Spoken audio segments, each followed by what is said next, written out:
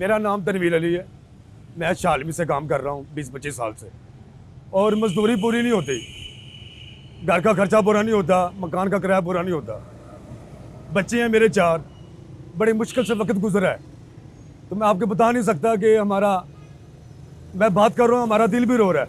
ये दुकान पे माल हम उठा के लेके जाते हैं रेडी पे, और दूसरी जगह पर जाते हैं, वहाँ पर माल लेके आते हैं। हमारी मजदूरी बनती है 150 या 200। अगर काम मिल भी जाए ना, अगर काम ज़्यादा मिले, हम 1400-1500 से ज़्यादा काम नहीं कर सकते। मेरा टोटल खर्चा जो है ना 20-25 हज़ार रुपया महीने का हो जाता है। किराया मेरा 18,000 रुपया है, बिजली का बिल डाल के हमारा 2500 हो जाता है, और खाने पीने की अशिया लगा लें 10-15 हज़ार रुपये होता है। बच्चे मैं नहीं पढ़ा सकता, मेरे हालात ऐसे हैं कि खाने पीने की अशिया, बच्चों का पढ़ाई का खर्चा नामुमकिन है। यहाँ तक कि मैंने ईद पे कपड़े भी नहीं लिए। बच्चे की ख्वाहिश होती है, पापा मुझे ये ले दो, पापा मुझे ये ले दो, मगर वो पुरानी जूतियाँ, वो पुराने कपड़े। बाई टाइम ये भी वक्त होता है कि हम मजदूर आदमी से या किसी दोस्त से 100-150 रुपये लेके हम खाना खाते हैं।